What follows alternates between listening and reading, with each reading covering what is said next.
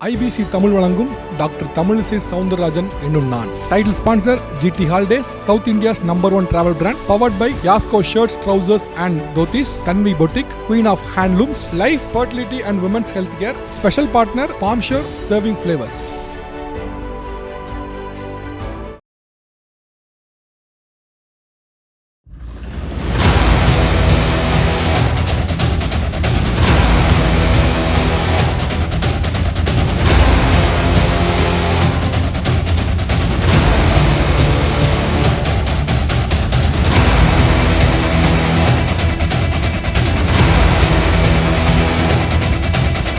தமிழிசை சவுந்தரராஜன் தென் சென்னை மாவட்டத்தோட மருத்துவர் அணியோட செயலாளர். எங்க சித்தப்பா போன் பண்ணி இதோட நீ தூக்குல தொங்கலாம். நிறைய பேர் என்கிட்ட வந்து உங்களுக்கு எம்எல்ஏ ஆக முடியல, எம்பி ஆக முடியல, பிஜேபியில இருந்தா உடனே அது ஆக முடியாது, வேற ஒரு இயக்கத்துக்கு மாறி. எனக்கு வேற இயக்கத்துல இருந்து எனக்கு அழைப்புகள்லாம் வந்தது. நான் பேசும்போது திராவிட இயக்கத்துல இருந்தும் சில அழைப்புகள்லாம் எனக்கு வந்தது. கவர்னரோட ஒரு பிரபலம் என்னன்னா, கார் வந்து ஃபிளைட்டுக்கிட்டே நிற்கும், ரிஸ்கிங் கிடையாது. என் பேக்கு கூட அவங்க சோதனை பண்ண மாட்டாங்க. அப்படி இருந்தவன் பஸ்ல ஏறி லைன்ல நின்று ஃப்ளைட்ல போகணும்னா இது ஒரு கடுமையான முடிவு தான். ஆனால் அதை மகிழ்ச்சியாகவே எடுத்து இன்னைக்கு வரைக்கும் மகிழ்ச்சியாகவே இருக்கிறேன்னு நான் சொல்லிப்பேன். ஒரு வாட்டி எங்கள் அப்பாட்ட பாருங்கப்பா பிஜேபி காரங்களாம் எப்படி வேலை செய்கிறாங்கன்னு சொன்னேன். எங்கள் திரும்பி ஒரு முறை மறைச்சாங்களே. ஐயோ ஐயோ, பிஜேபி தொண்டர்கள் நல்லா வேலை செய்கிறாங்கன்னு சொல்றதுக்கே முறைக்கிறாங்கன்னா. ஆனால் எனக்கு ரொம்ப பிடிக்கும். என்னையும் எங்கள் அப்பாவுக்கு பிடிக்கும். எல்லா தேர்தல் சின்ன பொண்ணுலேருந்து தேர்தல் கூட இருப்பேன், பாத யாத்திரை கூட அப்பா கூட இருப்பேன். காங்கிரஸ் உறுப்பினர் இல்லையே தவிர நான் காங்கிரஸ் நிகழ்ச்சிக்கு எல்லாத்துக்கும் நான் போவேன். ஏட்டி பரவாயில்லட்டி தலைவர் ஆயிட்டடி அப்படின்னு ஒரு வாட்டி ஏர்போர்ட்ல பார்த்து சொன்னாங்க. அதுவே ஒரு பெரிய ஆசீர்வாதமாக தான். ஆனாலும் ரெண்டு பேருக்கும் ஒன்னா சீட் போட்டால் என்ன பண்ணுவாருன்னா, நாங்கள் பிஜேபி காரங்களும் கூட உட்கார மாட்டேன், எனக்கு சீட் இந்த பக்கம் மாற்றி கொடுன்னு கேட்பேன். நானும் சொல்லுவேன், நான் காங்கிரஸ்காரங்க கூட உட்கார மாட்டேன், எனக்கு சீட் அந்த பக்கம் மாற்றி கொடு. பொதுவாகவே நம்மளுடைய சொசைட்டியில் நிறைய வழக்குகள் வந்து எல்லா பக்கமும் கேள்வி பார்க்க முடியும். அப்படி பார்க்கும்போது மிக முக்கியமான ஒரு சொல்லாடல் காலங்காலமாக நம்ம கேட்டுருக்கிறது வந்து என்னென்னா, அரசியல் ஒரு சாக்கடை, அரசியல்வாதிகள்லாம் ஊழல்வாதிகள், அரசியல்வாதிகள்லாம் வந்து ஊழல் பண்ண என்றைக்குமே தெரிஞ்சவர்கள், இப்படி பல குற்றச்சாட்டுகள் பல பார்வைகள் வந்து பொது வெளியில் இருக்கக்கூடியது. ஆனால் இது உண்மையான்னு கேட்டால் எல்லா அரசியல்வாதிகளும் அப்படி கிடையாது. ஆனால் தெரிஞ்சோ தெரியாமலையோ அப்படியே அவங்க சொற்றொடர் வந்து நம்மளுடைய சொசைட்டியில் புறையோடி இருக்கிறத பார்க்க முடியுது. இது ஏன் தவறு, இது ஏன் களையப்படணும் அப்படின்னா, இப்படியான சொற்றொடர் என்ன ஆகும்னா, நம்மளை அரசியல்லேருந்து அப்புறப்படுத்திடும், நம்மளை அரசியல்வாதியிலேருந்து அந்நியப்படுத்திடும். ஸோ இப்படியான சொற்றொடர் என்றைக்குமே அபத்தம், பண்ணவே கூடாத ஒரு விஷயம். முக்கியமான ஒரு காரணம் என்னென்னா, இந்த அரசியல்வாதிகள் எல்லாரும் வந்து மார்ஸ்லேருந்தோ வீனஸ்லேருந்தோ வந்தவர்கள் கிடையாது, நம்மளிலேருந்து வந்தவர்கள் தான். நம்ம வீட்டில் இருந்து அக்காவோ தங்கச்சியோ அண்ணனோ தம்பியோ சித்தப்பாவோ பெரியப்பாவோ இப்படி யாரோ ஒருத்தர் எங்கேருந்தோ வந்தவர்கள் தான் இன்றைக்கி அரசியல்வாதியாக இருக்காங்க. ஸோ இப்படி எல்லா அரசியல்வாதிகள் மேலும் நம்ம வைக்கக்கூடிய குற்றச்சாட்டுங்கிறது அரசியல்லேருந்து நம்மளை அந்நியப்படுத்துகிறோம், நம்மளை வந்து தூரத்தில் கொண்டு வச்சிரும். ஸோ அது ரொம்ப தவறான ஒரு பார்வை. இது ஏன் இன்றைக்கி இந்த இன்ட்ரொடக்ஷனில் சொல்கிறேன் அப்படின்னா, இன்றைக்கி நாம் பார்க்கக்கூடிய அரசியல்வாதி வந்து ரொம்ப முக்கியமான ஒரு அரசியல்வாதி தான். அவரை வந்து எல்லாராலையும் கனெக்ட் பண்ணிக்க முடியும். ஒரு அண்ணனா, ஒரு அண்ணன் இருக்காங்கன்னா அவங்க அக்காவை பார்க்க முடியும், தங்கச்சியாக பார்க்க முடியும், வீட்டில் இருக்க ஒரு பெண் எப்படி இருப்பாங்களோ அப்படி எல்லாராலையும் கனெக்ட் பண்ணிக்க முடிய ஒரு அரசியல்வாதி தான் இன்றைக்கி பார்க்க போகிறோம். யார் அந்த அரசியல்வாதி, இன்றைக்கி ஏன் இந்த நான் நிகழ்ச்சியில் அவர்களை பற்றி கொண்டாட இருக்கோம் அப்படிங்கிறத ஒரு ஏவியில் பார்த்துடலாம்.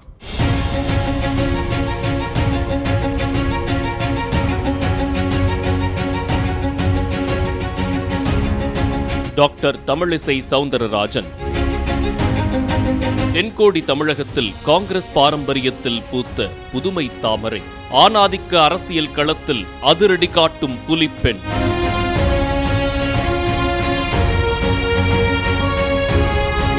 குடும்பமே காங்கிரஸ் பாரம்பரியம் என்றாலும் கொள்கை உறுதியோடு எதிர் இயக்கத்தில் இயங்குபவர், எதிர்க்கட்சியினரை இன்முகத்தோடு கையாளும் இனியவர், அதிகாரம் மிக்க ஆளுநர் பதவியை தியாகம் செய்துவிட்டு மக்கள் பணிக்காக மீண்டும் அரசியலுக்கு வந்தவர்.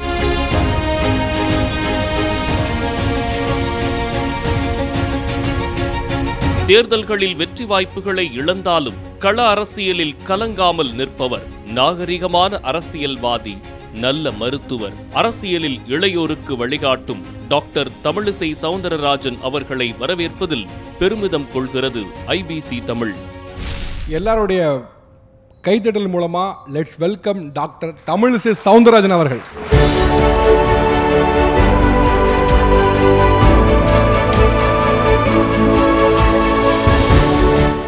பொதுவாக மேடம் ஏதாவது வேலைக்கு ஜாயின் பண்ண உடனே கேட்பாங்க, உங்களுக்கு டே 1 ஞாபகம் இருக்கா அப்படின்னு சொல்லி, முத நாள் எப்படி வந்தீங்க ஞாபகம் இருக்கா அப்படின்னு.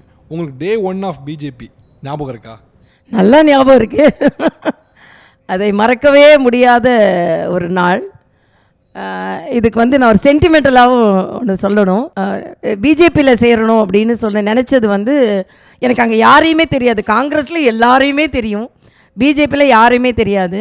ஒரு நாள் நம்ம டாக்டர் சவுந்தரராஜன் அவங்கள பார்க்குறதுக்கு டாக்டர் கிருபாநிதி வர்றாரு. அவர் அப்போ துணைத் தலைவர். அவரோட யாருக்கோ தெரிஞ்சவங்களுக்கு கன்சல்டேஷனுக்கு கூட்டிகிட்டு வராங்க. சாரோட ரூம் கீழே, என்னோட ரூம் மேலே. பிஜேபியில் யாரையான்னு பார்க்கணும்னு சொல்லி கிருபாநிதி வந்திருக்கார், ஓடிவா அப்படின்றாங்க. கீழே வந்து பார்க்குறேன். அப்போ அவர்கிட்ட தான் அறிமுகம் ஆகிக்கொள்கிறேன். அப்போ வந்து இலகணேசன் தான் ரொம்ப பவர்ஃபுல்லான ஆர்கனைசிங் ஜெனரல் செக்ரட்டரி. இப்போ எனக்கு வந்து மனசுக்குள்ளே வந்து பிஜேபியில் சேரணும்னு இருக்குது. ஏன்னா எங்கள் அப்பாவை ஒரு நாள் 1996 அப்பா கன்னியாகுமரியில் போட்டி போடுறாங்க. அப்போ பிஜேபி தொண்டர்கள்லாம் என்ன பண்ணுவாங்கன்னா, தலையில் வந்து அந்த காவி கொடியை கட்டிக்கிட்டு அங்கங்கே அந்த கஞ்சி வச்சுருப்பாங்க. அந்த கஞ்சி தொட்டி தான் வச்சுருப்பாங்க. அதை எடுத்து குடிச்சிக்கிட்டு கடுமையாக வேலை செஞ்சிட்ருப்பாங்க. எனக்கு அப்போவே அவங்கள பார்த்தா ஒரு ஆசை. ஒரு வாட்டி எங்கள் அப்பாட்ட, பாருங்கப்பா பிஜேபிக்காரங்களாம் எப்படி வேலை செய்கிறாங்கன்னு சொன்னேன். எங்கள் திரும்பி ஒரு முறைச்சாங்களேப்பா. ஐயோ பிஜேபி தொண்டர்கள் நல்லா வேலை செய்கிறாங்கன்னு சொல்கிறதுக்கே முறைக்கிறாங்கன்னா, பிஜேபியில் சேர போகிறேன்னு நினச்சா எப்படி முறைப்பாங்கன்ட்டு மனசுக்குள்ளேயே அதை வச்சுக்கிட்டு இன்னும் இது என்ன பண்ணுறது அப்படின்னு சொல்லி. எனக்கு KK நகர் விநாயகர் கோயில் ரொம்ப பிடிக்கும். ஏன்னா என்னோடய கிளினிக் வந்து அதுக்கு அடுத்த தெருவில் தான் இருந்தது. ஒரு வாட்டி கிளினிக் ஆரம்பிக்கும் போது கடவுளே பேஷன்ஸ் வரணும். ஏன்னா ஆரம்பத்தில் பேஷன்ஸ் வர மாட்டாங்கல்ல. சார் கூட சொல்லுவாங்க, பேஷன்ஸ் போய் விநாயகர் முறையாக பேஷண்ட் வரணும்னு வேணும் ஒரு ஆள் அப்படின்னு வேண்டுவேன்னா அந்த அந்த அந்த நினைப்பில் அப்புறம் நிறைய பேஷன்ஸ் அவர் கொடுத்தாரு. அதனால எனக்கு அந்த விநாயகர் கோயில் ரொம்ப பிடிக்கும். அப்புறம் வந்து அந்த விநாயகர் கோயிலுக்கு போய் நின்றுட்டு கும்பிடுறேன். என்ன பண்ணலாம், அப்பா திட்டுவாங்க, சித்தப்பா திட்டுவாங்க, எல்லாரும் வந்து அப்பா பெரிய காங்கிரஸ் தலைவர், பிஜேபியில் சேரணுமே, நான் என்ன பண்ணலாம் அப்படின்னு நான் நினச்சிக்கிட்டு இருக்கும்போது அந்த சாமி இருக்கார்ல பூஜை பண்ணிவிட்டு யாருக்கோ சொல்கிறாரு, கவலைப்படாமல் போங்க அந்த கணேசன் பார்த்துக்குவார் அப்படின்றாரு. ஆகா, கவலைப்படாமல் போங்க அந்த கணேசன் பார்த்துக்குவாருன்னு அப்போ இலகணேசன் பார்த்துக்குவாருன்னு சொல்கிறாரு அப்படின்னு சொல்லிட்டு அசரீரி மாதிரி பிள்ளையாரே சொல்கிறாருன்னு நினச்சிட்டு போய் சேர்றேன்னு சொல்லிட்டு அப்புறம் கார்டு வந்து அப்போ மேடன் ஸ்ரீனிவாசன், அவர் தான் தென் சென்னை மாவட்ட தலைவராக இருந்தார். அவர்கிட்ட போய் கார்டை வந்து டாக்டர் தான் போய் வாங்கிட்டு வந்தாங்க. ஏன்னா எனக்கு அது கூட போக பயம். ஏன்னா எங்கள் அப்பாவுக்கு எங்கேயான்னு தெரிஞ்சிருச்சுன்னா என்ன பண்ணுறதுன்னு சார் தான் போய் எனக்கு என்னோட கார்டை வாங்கிட்டு வந்தாங்க.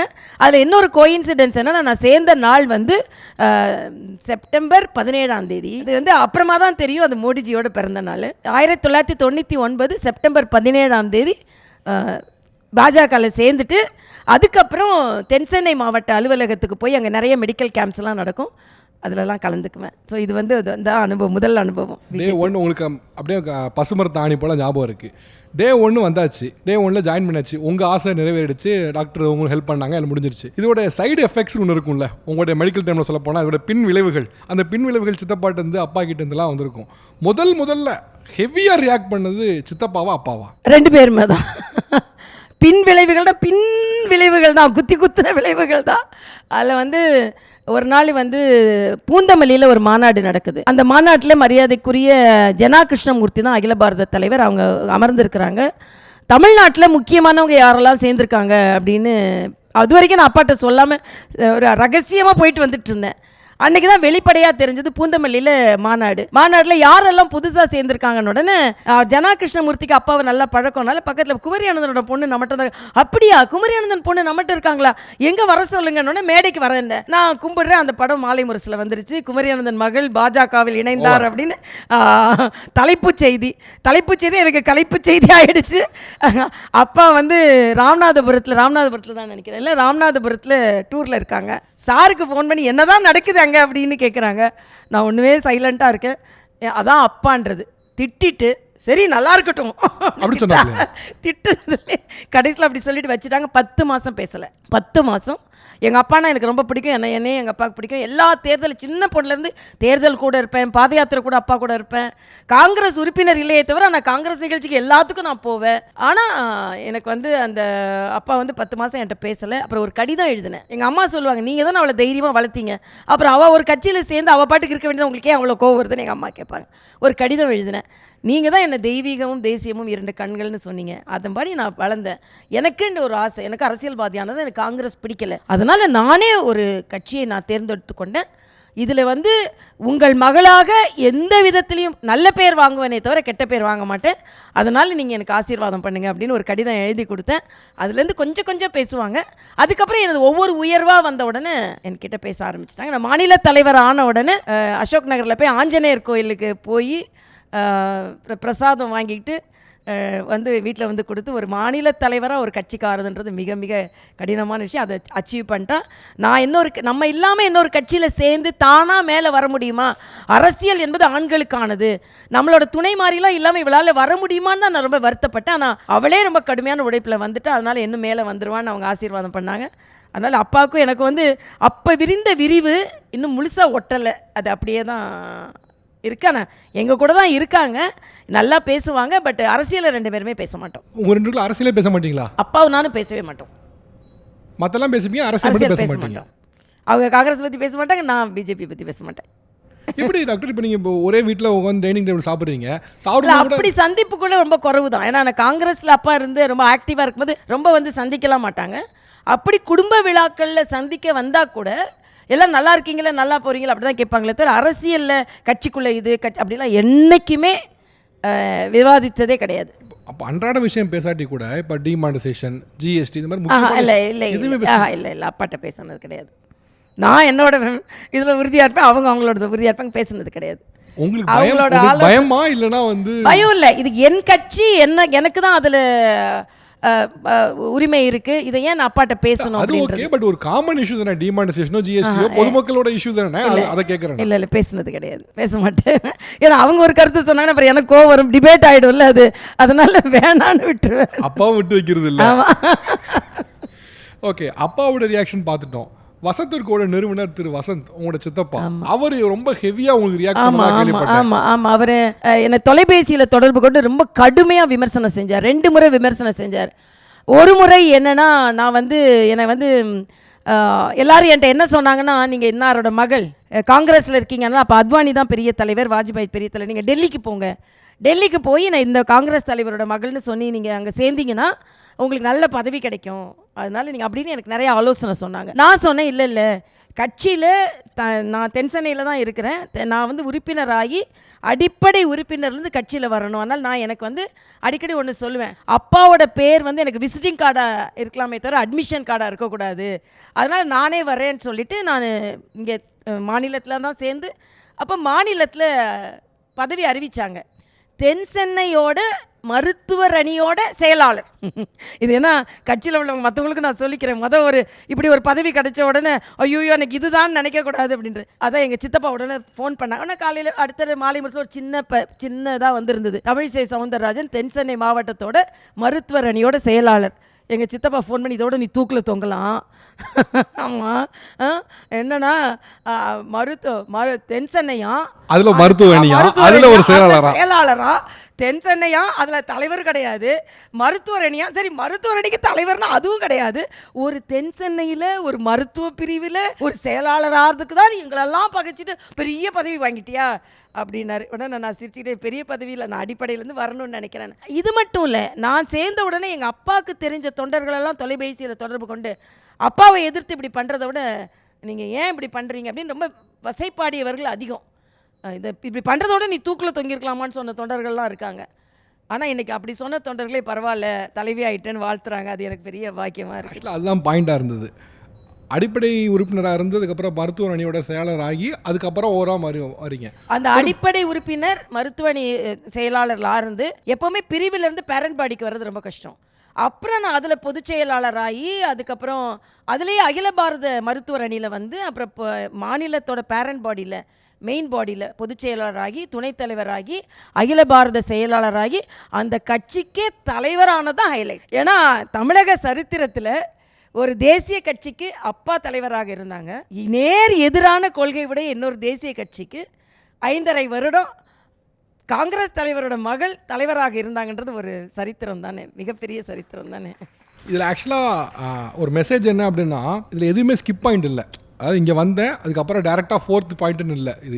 இதுக்கு என்ன ரூட் இருக்கோ அடிப்படையாக என்னெல்லாம் கீழேருந்து கிராஸ் ரூட் லெவல்லேருந்து என்ன போக முடியுமோ அந்த வழியில் வந்து தான் வந்துடுங்க. ஓகே, இல்லை நான் எப்போவுமே ஒரு பணி எடுத்தால் நான் அப்படி நினச்சிருவேன். நேராக போயிட்டு கீழே விழுறதை விட அடித்தளம் அமைச்சு ரொம்ப சரியாக போகலாம். அது மருத்துவத்துறையாக இருக்கட்டும், எதுவாக இருக்கட்டும், அப்படி போகலாம் அப்படின்னு தான் நான் நினைப்பேன். அதனால என்னோட ஃபவுண்டேஷன் இப்போ ஸ்ட்ராங்காக இருக்கும். அந்த ஃபவுண்டேஷன் ஸ்ட்ராங் ஆகிட்டனால நமக்கு தெரிய ஆரம்பிச்சிடும் கிராஸ் ரூட்டை எப்படி நம்ம பார்க்கணும், தொண்டரில் எப்படி பார்க்கணும்னு. Right, okay. அன்னைக்கு இது உங்களை வந்து மருத்துவர் அணியில் ஒரு செயலாளர் இருக்கீங்கன்னு கேட்டவர், அப்புறம் மாநில தலைவர் வரைக்கும் வந்தாச்சு. அப்பவும் ரொம்ப ஆக்டிவாக இருந்தவர் தான் சித்தப்பா, வந்து அப்பா ஆக்டிவாக இருந்தாங்க. அப்பா அவங்க எப்படி ரியாக்ட் பண்ணாங்க? ஆமாம், அவங்களுக்கு மாநில தலைவர் ஆகணும்னு ஆசை ரொம்ப நாளாக இருந்தது. பரவாயில்லடின்னு தான் சொல்லுவார். அப்பா என்ன மகளேன்னு கூப்பிடுவாங்க. பட் எங்கள் சித்தப்பா ஏட்டி வாட்டி போட்டின்னு தான் சொல்லுவார். அந்த ஊர் ஸ்லாங்ல மக்களே என்னடி, அது வந்து குறைந்து மதிப்பிடல, அந்த ஊர் வழக்கம், மக்கள் மொழி அதுதான். ஏட்டி பரவாயில்லடி, ஏடி கூட இல்லை, இட்டி சென்னையெல்லாம் ஏடி ஏட்டி ஏட்டி பரவாயில்லடி தலைவர் ஆயிட்டடி அப்படின்னு ஒரு வாட்டி ஏர்போர்ட்டில் பார்த்து சொன்னாங்க. அதுவே ஒரு பெரிய ஆசீர்வாதமாக தான். ஆனாலும் 2 பேருக்கும் ஒன்றா சீட் போட்டால் என்ன பண்ணுவாருன்னா, நாங்கள் பிஜேபிக்காரங்களும் கூட உட்கார மாட்டேன், எனக்கு சீட் இந்த பக்கம் மாற்றி கொடுன்னு கேட்பேன். நானும் சொல்லுவேன், நான் காங்கிரஸ்காரங்க கூட உட்கார மாட்டேன், எனக்கு சீட் அந்த பக்கம் மாற்றி கொடுங்க அப்படின்னு சொல்லுவேன். 2 பேரும் அந்த அளவுக்கு சண்டை போட்டுக்குவோம். ஆனால் ஃபேமிலியில் ஒரு 2 கட்சி உங்களை எவ்வளோ தூரத்துக்கு கொண்டு வந்திருக்கு பாருங்க. ஆக்சுவலி அது சில பேர் சொல்லுவாங்க, நாம் ஒரு கட்சியில் இருந்துக்கலாம், இன்னொருத்தங்களை இன்னொரு கட்சியில் இருந்துக்கலாம். சில பேர் இணையதளத்தில் கூட அப்படி எழுதுவாங்க, ஆளுக்கு ஒரு கட்சியில் இருந்துக்கலாம் அப்படின்னு இருந்துக்கலாம். அப்படி கிடையாது. எங்கள் அப்பாவும் சித்தப்பாவும் உறுதியாக காங்கிரஸ்காரங்களா அவங்களா நினைத்து இருந்தாங்க. நான் உறுதியாக பிஜேபி தான் எனக்கு வேணும் அப்படின்னு நான் இருந்தேன். அதனால் வந்து ஏதோ அப்பா இருக்கிறதுனால அதனால் அப்படின்னு இல்லை. இன்னொன்று சொல்லணும்னா, அப்பா தோளில் ஏறினா இன்னும் கொஞ்சம் எனக்கு பார்வை சீக்கிரம் கிடச்சிருக்கும். ஆனால் கீழே இருந்து நானே ஏறி ஏறி ஏறி ஏறி வரும்போது அது கொஞ்சம் கடினமான பாதையாக தான் இருந்தது. ஆனால் டாக்டர், இதில் ஒரு மெசேஜ் என்னென்னா, 2 பேர் இருக்கீங்க ஃபேமிலியில், 2 பேருமே வந்து இத்தனை ஆண்டுகள் ஆன பின்னாலையும் கூட பழைய பந்தம் ஒட்ட முடியலைன்னா தட் ஷோஸ் உங்கள் கட்சி மேலே நீங்கள் எவ்வளோ கொள்கையாக இருக்கீங்க. அதே போல் உங்கள் சித்தப்பாவும் அப்பாவும் அந்த கட்சியில் எவ்வளோ கொள்கையாக இருந்தாங்கன்னா ஒரு உறவு முறையை கூட கட்சிக்காக பிளவுபடுத்த முடியும். அவ்வளோ ஸ்ட்ராங்கான ஒரு கொள்கை. ஆமாம், அது நிறைய நேரம் நினைப்பேன். அப்பா வந்து ஆரம்ப காலத்தில் நினைப்பேன், பெருசாக வந்து அப்பாட்ட வந்து அந்த பாலத்தை வந்து உடைஞ்ச பாலத்தை சரி செய்யணும், அவங்களுக்கு நாம் உயர்ந்து வர்றது தான் அவங்களுக்கு நம்ம கிடைக்கிற அந்த காயத்திற்கு மருந்தாக இருக்கும் அப்படின்னு. ஏன்னா எங்கள் சித்தப்பா ஒரு நாள் எனக்கு ஃபோன் பண்ணி, காங்கிரஸில் உறுப்பினர் சேர்க்க நிகழ்ச்சிக்கு போனால் அவங்க மகள்கிட்ட சொல்லுங்கன்னு ஒருத்தன் சொல்லிட்டான். எனக்கு வெக்கமாக போச்சு அப்படின்னு ஒரு நாள் ஃபோன் பண்ணி சத்தம் போட்டார். ஸோ அவங்களுக்குலாம் என்னென்னா, என்னதான் இருந்தாலும் அவங்களுக்கு ஒரு எம்பராஸ்மெண்ட் தானே இருந்திருக்கும். அந்த கவலை எனக்கு உண்டு. எனது கனவுக்காக அவர்களை நான் காயப்படுத்திட்டேன்னு நான் நினைக்கிறதும் உண்டு. ஆனால் அதே நேரத்தில் என்னோட உயர்வுனால அதுக்கு நான் மருந்தானேன்னு நான் நினைத்தது உண்டு. அது ஒன்று. இன்னொன்று விஷயம்னா, நீங்கள் என்னதான் மறுபடியும் காங்கிரஸ் சேர்ந்துருந்தா கூட அந்த பேர் உங்களை சுற்றிக்கிட்டே இருக்கும். குமரி ஆனந்தனுடைய மகள் இங்கே வந்தாங்க, அதனால கிடச்சிச்சு, இன்னைக்கு வாரிசு அரசியல்னு சொல்கிற மாதிரி உங்களை வந்து ஆப்வியஸாக சொல்லியிருக்க வாய்ப்பு இருக்குது. ஸோ அதனால் அதுலேயும் நான் அதான் சொன்னேன், வாரிசு இல்லாத வாரிசு நான் அப்படின்னு சொல்லுவேன் நான். ரைட். இன்றைக்கி வந்து தமிழிசை அவர்கள் வெல் நோன் ஃபிகர். இன்னைக்கு இந்தியா முழுக்க வேர்ல்டு முழுக்க அவங்கள வந்து தெரிஞ்ச ஒரு ஃபிகர். பட் இன்னைக்கு இருக்கிற ஒரு உச்சம் இருக்குல்ல, இந்த உச்சத்தை நீங்கள் அரசியல்வாதி ஆகணும்னு நினைத்த பொழுது இப்படியான உச்சத்துக்கு வரணுங்கிறது தான் எய்மாக இருந்ததா, இல்லை அரசியல்வாதியில் நம்ம வந்து ஒரு தமிழ்நாட்டுக்கு இந்தியாவுக்கு ஒரு முக்கியமான லீடராக இருந்துட்டா போதும் அப்படின்னு நினச்சிங்க? இல்லை, நான் அரசியலில் வந்து ஒரு உச்சபட்ச தலைவராக இருக்கணும்னு தான் நான் சின்ன வயதுலேருந்தே நினைத்தது உண்டு. நிறைய பேர் என்கிட்ட வந்து உங்களுக்கெல்லாம் எம்எல்ஏ ஆக முடியல, எம்பி ஆக முடியல, பிஜேபியில் இருந்தால் உடனே அது ஆக முடியாது, வேறு ஒரு இயக்கத்துக்கு மாறிடு. எனக்கு வேறு இயக்கத்துலேருந்து எனக்கு அழைப்புகள்லாம் வந்தது. நான் பேசும்போது திராவிட இயக்கத்துலேருந்தும் சில அழைப்புகள்லாம் எனக்கு வந்தது. ஆனால் வந்து அம்மா இருக்கும்போதும் எனக்கு வந்து ஒருத்தர் மூலமாக எனக்கு கேட்டு அமிச்சாங்க. அந்த மாதிரி நிறைய வாய்ப்புகள் எனக்கு வந்தது. ஆனால் நான் வந்து என்னென்னா, ஒரு ஒரு ஒரு ஒரு பருவத்தில் எம்எல்ஏவாக இருந்து எம்பியாக இருந்து அதோடு நான் வந்து எம்எல்ஏ ஆனேன் எம்பி ஆனேன் அப்படின்னு இருந்ததை விட தமிழகத்தில் ஒரு முக்கியமான தலைவராக, ஒரு தவிர்க்க முடியாத தலைவராக இருக்கணும்னா என்னோடய ஆசையை அதை நோக்கி தான் நான் பயணம் செய்து கொண்டு இருந்தேன். அதே மாதிரி தான் நான் ஆனேன். ஏன்னா ஒரு பெண் வந்து ஒரு கட்சி அப்பாவை எதிர்த்து ஒரு கட்சியில் இணைந்து அந்த கட்சியில் வளர்ந்து ஒரு மாநில தலைவராக வர வேண்டியன்றது அதுக்கு பின்னால் எவ்வளோ கடுமையான உழைப்பு இருக்கணும் அப்படின்றது நாம் தெரிஞ்சுக்கணும். அதனால் என்னோட எண்ணம் என்ன அப்படின்னா, நான் எம்பி எம்எல்ஏ ஆனால் ஒரு தலைவராக இருக்கணும், அதுக்கு மேலே இருக்கணும், அப்படி தான் என்னோட எண்ணம் எப்போவுமே இருக்கும். ஆனால் முக்கியமான ஒரு தலைவராகவும் அது எப்போவுமே மற்றவங்களுக்கு உதவி செய்கிற ஒரு குணம் எனக்கு உண்டு. நான் சுனாமி அப்போது ஒரு கவிதை எழுதினேன். நான் சுனாமி நேரத்தில் நான் அந்த இதில் இருக்கேன். அந்த திருவண்ணாமலைக்கு முந்தின நாள் போய் எல்லாம் கிரிவலம் போயிட்டு வரோம். அடுத்த நாள் சுனாமி வருது. நான் ஒரு மெடிக்கல் கேம்பில் எண்ணூரில் இருக்கேன். கடுமையான பாதிப்பு. உடனே அன்னைக்கு இரவே உட்காந்து ஒரு கவிதை எழுதுகிறேன். ஒரு 10-15 கவிதை வைத்து ஒரு புத்தகம் வெளியிடுறேன். அந்த புத்தகத்தில் வந்த பணத்தை எல்லாம் சுனாமிக்காக நான் அதை டொனேஷனாக கொடுக்குறேன். அதுக்கு பின்னால் ஒரு கவிதை எழுதினேன். கவிதை எழுதிட்டு சொன்னேன், அதாவது பிறப்பில் குமரி அனந்தனின் மகள் என்று பிறப்பில் உயர்வை தந்த இறைவன், இன்னாரின் மனைவி சவுந்தரராஜன் அவர்களின் மனைவி என்று வாழ்வில் உயர்வை தந்த இறைவன், 2 குழந்தைகளுக்கு தாய் என்று தாய்மையில் உயர்வை தந்த இறைவன், பாரதிய ஜனதா கட்சி தொண்டர் என்று எனது அரசியலில் உயர்வை தந்த இறைவன், எந்நாளும் முகம் சிடுசிடுக்காமல் சிரித்த முகத்தோடு தமிழ் மக்களுக்கு என்றோலும் சேவை செய்யும் வாய்ப்பை தருவான் இறைவன் அப்படின்னு எழுதியிருந்தேன். ஆக அது மாதிரி தான், அதாவது இந்த பதவியில் இருக்கும் அப்படி இல்லை, எப்போவுமே ஒரு தலைவராக ஒரு அங்கீகரிக்கப்பட்ட ஒரு நிர்வாகியாக இருக்கணுன்றது என்னோட ஆசை. நீங்கள் பேசும்போது மாற்று கட்சி நிறைய அழைப்பு வந்தது அப்படின்னு சொன்னீங்க. இந்தியா லெவல்லேருந்து காஷ்மீர்லேருந்து கன்னியாகுமரி வரைக்குமே பார்த்தீங்கன்னா இவர்கள்லாம் வேறு கட்சிக்கு போவாங்களா அப்படின்னு யாரும் நினைக்காதவர்கள்லாம் கூட மாறி இருக்காங்க. டோட்டலாக ஆப்போசிட் ஃப்ராக்ஷனில் கூட மாறி இருக்காங்க. உங்களுக்கே அது மாறலை? அதுவும் எனக்கு உங்கள் நியூஸில் ஃபாலோ பண்ணதுனால எனக்கு நல்லா தெரியும். வந்த அழைப்புகள் ரொம்ப முக்கியமான பிரதானமான கட்சிகள்லேருந்து தான் வந்துச்சு. அது கூப்பிட்டவங்களும் கூட முக்கியமான ஒரு பெண் ஆளுமை தான் கூப்பிட்டாங்க அவங்கள. ஸோ அவ்வளோ இருந்தும் ஏன் உங்களை அதை விடாமல் வச்சுருந்தது? இல்லை, நான் உறுதித்தன்மை இந்த பாஜகவில் சேர்ந்து நான் பாஜகவில் பதவிக்காக சேரலை. பதவிக்காக சேர்ந்தேன் என்று இருந்தால் இன்னொரு பதவி எனக்கு கிடைக்கும் என்ற உடனே நான் மாறியிருப்பேன். நான் கொள்கைக்காக சேர்ந்தேன், அந்த ஈடுபாடுக்காக சேர்ந்தேன், இந்த நாட்டின் வளர்ச்சிக்காக சேர்ந்தேன். அப்போ அது என்னோட கடைசி காலம் வரைக்கும் அதற்காகத்தான் நான் பாடுபடணும். பதவிக்காகவும் பட்டத்திற்காகவும் நான் சேர்ந்தேன்னா சரி, இன்னொரு கட்சியில் இதை விட பெரிய பதவி கொடுக்குறாங்கன்னா நான் அதை மாறி இருப்பேன். நான் கொள்கைக்காகவும் ஈடுபாடுக்காகவும் நாட்டுக்காகவும் சேர்ந்தேன். அதனால் அதில் நான் முழு மூச்சோடு நான் பணியாற்றுவேன், இறுதி மூச்சு வரைக்கும் பணியாற்றுவேன். அவ்வளோதான் என்னோட கதை. ஸோ மாற்று கட்சி இதுக்கெல்லாம் வாய்ப்பே இல்லை? இல்லவே இல்லை. ஆனால் இன்னைக்கு தேதிக்கு இதை அதிகாரப்பூர்வமாக சொல்கிறதுக்கு ஒரு கட்சி வேணும். ஏன்னா நம்மளுடைய அடுத்த பிளான் என்னங்கப்போ அது டிலமாலர் யாராவது வச்சுருந்தாங்கன்னா அதை சொல்ல மாட்டாங்க. நான் மேபி இருக்கலாம் அப்படிங்கிறது வச்சுருந்தாங்கன்னா அது ஸ்கிப் பண்ண தான் வாய்ப்பு இருக்குது. பட் மாற்று கட்சிக்கான வாய்ப்பு ஒரு நாளும் இல்லைன்னு நிச்சயமாக இல்லை. ஆல்ரைட் டாக்டர், நீங்கள் ஒவ்வொரு ஸ்டேஜாக மாநிலத்தில் ஆளுநர் வரைக்கும் வந்தீங்க. ஆளுநரில் அப்போவே உங்கள்கிட்ட நான் நேரில் எடுக்கும்போது கேட்டேன், இந்த பதவி ஒரு மாதிரி அரசியலில் ஓய்வு பெறுறவங்களுக்கு தான் கொடுப்பாங்க, அதுக்கப்புறம் போயிடுவாங்க அப்படின்னு. அப்போ நீங்கள் ஒரு பதில் சொன்னீங்க, நல்லா ஞாபகம் இருக்குது. நீங்கள் பார்க்க தானே போகிறீங்க, ஓய்வு எடுக்கிறேன்னா சுற்றிக்கிட்டே இருக்கிறேன், நீ பார்க்க தானே போகிறீங்க அப்படின்னு. அப்போது உண்மையிலே நானும் நினச்சி பார்க்கல, என்னன்னா நீங்கள் ஆளுநர் ரிசைன் பண்ணிட்டு திரும்பி வருவீங்க, திரும்பி அரசியல் இறங்குவீங்கன்னு யாரும் எதிர்பார்த்ததில்ல. இட்ஸ் உண்மையை சொல்லப்போனால் இது இந்திய அரசியல் வரலாறுலேயே ஒரு நியூ ஆஃப் அ கைண்டு தான். இங்கே இருந்தவங்க அங்கே போயிருக்காங்க, ஐஏஎஸ் ஐபிஎஸ் ஆஃபீஸர் இருந்தவங்க அங்கே போயிருக்காங்க, திரும்ப அங்கேருந்து ரிட்டன் கிடையாது. இது ஒரு வழி பாதையாக தான் இருந்தது. ஆளுநர் பார்த்தீங்கன்னா ஒரு வழி பாதை. அங்கே போனீங்கன்னா ஓகே, எங்கள் மான்குட்டி இருக்கும், ஹாய் பாய் சொல்லலாம், ஜாலியாக இருக்கலாங்க மாதிரி தான் இருந்தது. ஆனால் அங்கேருந்து திருப்பி வர்றதுங்கிறது ஒரு ஃபர்ஸ்ட் ஆஃப் கைண்டு தான். இது ஒரு ஆளுநருக்கான வரைக்கும் வந்தாச்சு, ஏன் திரும்பியும் யோசிக்கிறீங்க அதை? இது ரொம்ப நல்ல கேள்வி. ஒரே ஒரு நாள் ஒருத்தர் ராஜ்பவனுக்குள்ளே வந்துட்டு போனாங்கன்னா, ஒரு நாள் நான் தான் வந்திருக்கேன் வந்தாங்கன்னா அந்த ஒரு நாள் ஆளுநர் தான் அப்புறம் அவங்களுக்கு திருப்பி வர. ஏன்னா அந்த ஆளுமை, அந்த லக்ஸரி, அந்த கம்ஃபர்ட், அந்த பணியாட்கள், அந்த செக்யூரிட்டி, அந்த மரியாதை. நாம சொன்னா சீஃப் மினிஸ்டர் ஃபோன் எடுத்து சொன்னா சீஃப் மினிஸ்டர் நம்மளை பார்க்க வரணும். நம்ம மினிஸ்டருக்கு ஃபோன் பண்ணால் மினிஸ்டர் நம்மளை பார்க்க வரணும். நாம் ஒரு இடத்துக்கு போனால் சீஃப் மினிஸ்டர் தான் நம்ம வரவேற்கணும், சீஃப் மினிஸ்டருக்கு முன்னால் நம்ம போகக்கூடாது. அதே மாதிரி என்ன வேண்டுமானா, ஏன்னா புரோட்டோகால் படி குடியரசுத் தலைவர், துணை குடியரசுத் தலைவர், பிரதம அமைச்சர், அப்புறம் ஆளுநர், மத்திய அமைச்சர்கள்லாம் கூட அதுக்கு கீழே தான் வருவாங்க. ஆக அப்படிப்பட்ட ஒரு புரோட்டோகால் நம்மளுக்கு இசட் பிரிவுக்கு மேலே உள்ள பாதுகாப்பு, ஜீரோ டிராஃபிக், போகணுன்னா டிராஃபிக்கை நிறுத்திடணும்.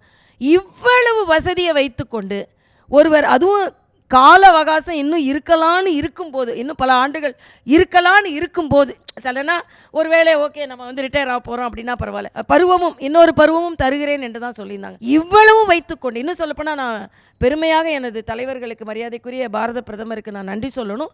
ஏன்னா நான் துணைநிலை ஆளுநராக கூடுதல் பொறுப்பு ஏற்ற பின்பு 3 முறை ரீஷஃபிள் நடந்தது. 3 முறை வேறு வேறு மாநில ஆளுநர்கள் நியமிக்கப்பட்டார்கள், வேறு வேறு மாநிலங்களில் மாற்றியமைக்கப்பட்டார்கள். ஆனால் ஒரு முறை கூட இந்த 3 ஆண்டுகளை என்ன மாற்றவே இல்லை. அடிஷனல் சார்ஜை கூட மாற்றலை. 3.5 வருடம், அதுவும் ஒரு கவர்னராகவும் இன்னொரு லெஃப்டினன்ட் கவர்னராகவும் அடிஷனல் சார்ஜில் 3.5 வருடம் இருந்து இவ்வளவு அதிக காலம் இருந்து வேறு யாரும் கிடையாது.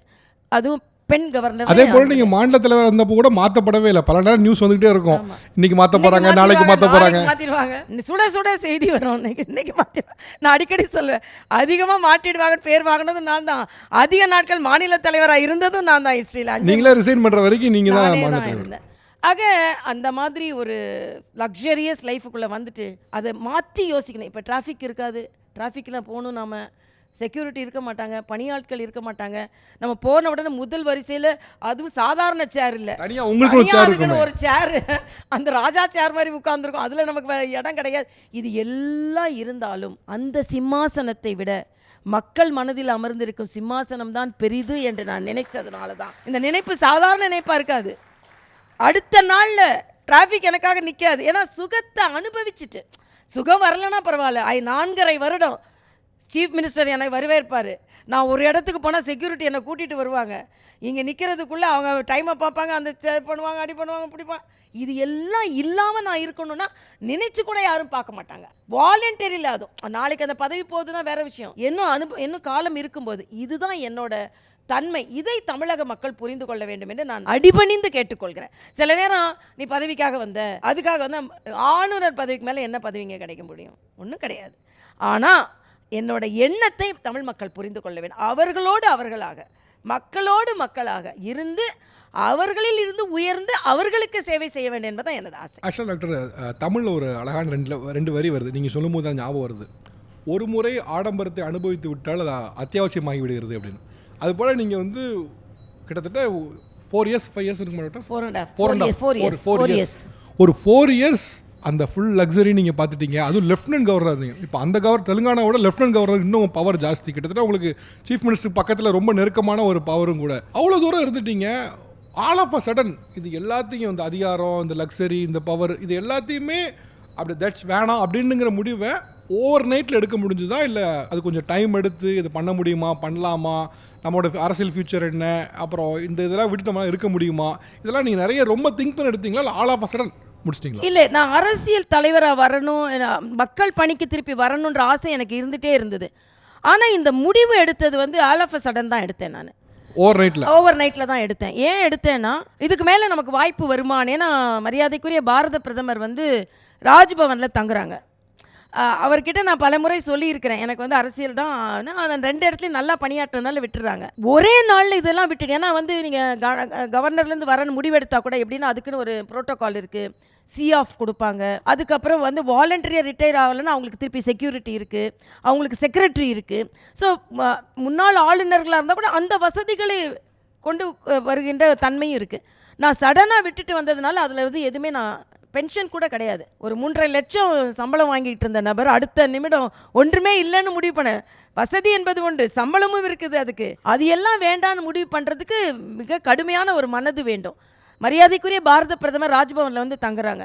நான் தேர்தல் முறையில் அவங்க நடத்துகின்ற கூட்டங்களை எல்லாம் பார்க்குறேன். இதில் நாம் இருக்க வேண்டிய கூட்டம் தமிழ்நாட்டில், நாம் இல்லாமல் ராஜ்பவனில் நம்ம உட்கார்ந்துருக்கோமே, மக்களோடு மக்களாக என்னை வளர்த்த கட்சிக்கு, அந்த கட்சி வளர்வதற்கு நான் காரணமாக இருக்கணுமே, அந்த கட்சி உயர்வதற்கு நான் பங்கெடுக்கணுமே, நான் இப்படி வசதியாக உட்கார்ந்துருக்கக்கூடாது அப்படின்னு நினச்சி பிரைம் மினிஸ்டர்கிட்ட சொல்கிறேன். பிரைம் மினிஸ்டர் ஆச்சரியமாக பார்த்து, இதெல்லாம் விட்டுட்டு வரேன்னு நினைக்கிறீங்களா அப்படின்னாரு. ஆமாங்க பிரைம் மினிஸ்டர், எனக்கு வந்து மக்கள் 2வது நாளும் வந்து தங்குறாரு. அதுதான் சில நேரங்கள் விதி என்பது. பிரைம் மினிஸ்டரை பார்க்கவே முடியாது, அவர்கிட்ட முதல் நாள் விவாதிக்கிறேன், அடுத்த நாள் ராஜ்பவனில் வந்து தங்குறாரு. ஏன்னா தேர்தலுக்காக வந்து அடுத்த நாள் ராஜ்பவனில் தங்குறாரு. உறுதியாக இருக்கிறீங்களான்னு கேட்குறாரு. ஆமாம் உறுதியாக இருக்கிறேன்றேன். வீட்டில் எல்லாத்தையும் சொன்னீங்களா, அவங்க உறுதியாக இருக்காங்களான்றாரு. அப்புறம் கணவர் டாக்டர் சவுந்தரராஜன் வேறு கூப்பிட்டு கேட்குறாரு. அவங்க வந்திருந்தாங்க சார், அவங்களும் கூப்பிடுறாரு. இவங்க இப்படி சொல்கிறாங்களே, உங்களுக்கு ஒப்புதலா அப்படின்ற. சார் சொல்லிட்டாங்க, அவங்க என்ன சொன்னாலும் எனக்கு ஒப்புதல்னாங்க. உடனே அவர் அப்படின்னு அப்போ ரொம்ப வியப்பாக இருந்துட்டு உடனே அப்போனா I will take you back to the politics அப்படின்னு சொன்னார். அடுத்த நாள் வந்து மாரல் கோட் ஆஃப் கான்டக்ட் வந்துருச்சு. உடனே நான் நினச்சிட்டு ஐயோ இந்த முடிய ஒன்றும் இல்லை போல இருக்கே அப்படின்னு. அப்பவும் என்னை கூப்பிட்டு இல்லை மாரல் கோட் ஆஃப் கான்டக்ட் உங்களை ஒன்றும் செய்ய முடியாது, ஃபைலெல்லாம் ஒன்றும் பிரச்சனை இல்லையே, ஒன்றும் பிரச்சனை இல்லைங்க, எதுவுமே பெண்டிங் வைக்கலையே, எதுவும் பெண்டிங் வைக்கல, யாரும் குற்றம் சாட்ட மாட்டாங்களே, குற்றம் சாட்ட மாட்டாங்க, சரி அப்போ பெட்டியை தூக்கிட்டு கேண்டிடேட்டாக கிளம்புங்க அப்படின்னு சொல்கிறாரு. அப்படி நான் கிளம்புனது தான். ஒரு பெட்டியை தூக்கிட்டு அந்த ராஜ்பவன்லேருந்து மிக இலகுவாக எந்த விதன்னு போகும்போது சொன்னாங்க இந்த டிராஃபிக்கு இது எல்லாமே நமக்கு போகும்போது ஆக்சுவலாக எப்படின்னா கார் வந்து மற்ற ஆளுமைகளோட கவர்னரோட ஒரு பிரபலம் என்னென்னா கார் வந்து ஃப்ளைட்டுக்கிட்டே நிற்கும், ஃப்ரிஸ்கிங் கிடையாது, என் பேக்கு கூட அவங்க சோதனை பண்ண மாட்டாங்க. அப்படி இருந்தவன் பஸ்ஸில் ஏறி லைனில் நின்று ஃப்ளைட்டில் போகணுன்னா இது ஒரு கடுமையான முடிவு தான். ஆனால் அதை மகிழ்ச்சியாகவே எடுத்து இன்னைக்கு வரைக்கும் மகிழ்ச்சியாகவே இருக்கிறேன்னு நான் சொல்லிப்பேன். சைக்காலஜிக்கலாக எப்படி நீங்கள் இதை அக்செப்ட் பண்ணிடுங்க? ஏன்னா ஒரு சர்டன் லெவல் ஆஃப் நம்ம ப்ரிவிலேஜ் அனுபவிச்சிட்டாலே அது ஒரு மாதிரி okay this is our life, நம்ம மைண்ட் செட் ஆகிடும். நம்ம காலையில் எழுந்திரிச்சோன்னா நமக்கு விசிட்டர்ஸ் இருப்பாங்க, நமக்கு என்னன்னு கேட்டால் வரும்னு. நான் ராஜ்போர்டில் குடிச்ச டீயை நான் மறக்கவே மாட்டேன். நான் அவ்வளோ அழகான ஒரு ரொம்ப பிரமாதமான ஒரு இது சைக்காலஜிக்கலாக உங்களுக்கு அஃபெக்ட் பண்ணுங்க. அதுவும் தெலுங்கானா ராஜ்பவன் மற்ற ராஜ்பவனோட தெலுங்கானாலே சாப்பாடு பிரியாணி. அதனால் தெலுங்கானா டைனிங் டேபிள்குள்ளே போனாலே உங்களுக்கு வந்து ஊர்வனை பரப்பனை நகர்வனை எல்லாமே கிடைக்கும். அது நான் ஒரு ஸ்ட்ராங் நான் வெஜிடேரியன் வேறு, ருசியாக சமைப்பாங்க. இதெல்லாம் விட்டுட்டு வரணும்னு நினச்சா அந்த சுவையை விட சேவை சுவை எனக்கு அதிகமாக இருந்தது தான் காரணம். பலருக்குமே வந்து டாக்டர் சவுந்தரராஜன் சொல்லுவாங்க. அவர் வந்து ஃபேமஸான ஒரு டாக்டர், பட் ஒரு பப்ளிக் ஃபிகராக வந்து உங்களை போல் அவர் வந்து ஆன் ஸ்டேஜில் நிறைய ஷேர் பண்ணது இல்லை. ஆனால் இன்றைக்கி ஒரு லீடிங் டாக்டர், இன்றைக்கும் ஒரு பிரபலமானவர்கள் அல்லது முக்கியமானவர்கள் யாராவது ஒன்று யூராலஜி சார்ந்து வரணும்னா சாரோட ஃபர்ஸ்ட் அப்பாயின்மெண்ட் கேட்பாங்க. டாக்டர் சவுந்தரராஜன் அவர்களும் உங்களோட ஒரு ஸ்டேஜை ஷேர் பண்ணி நிறைய விஷயங்கள் பேச நினைக்கிறோம். வாழ்க்கையை ஷேர் பண்ணி கொண்டு இருக்கிறோம், ஸ்டேஜ் ஷேர் பண்ண மாட்டோமா? தப்பு இல்லை. தேர்தலில் நின்று ஹாஸ்பிட்டலாக போய் சம்பாதிச்சு. ஐபிசி தமிழ் வழங்கும் டாக்டர் தமிழிசை சவுந்தரராஜன் என்னும் நான். Title sponsor GT holidays, south India's #1 travel brand, powered by Yasko shirts, trousers and dhotis, Tanvi boutique, Queen of Handlooms, Life Fertility and Women's Healthcare, special partner Palm Shore Serving Flavors.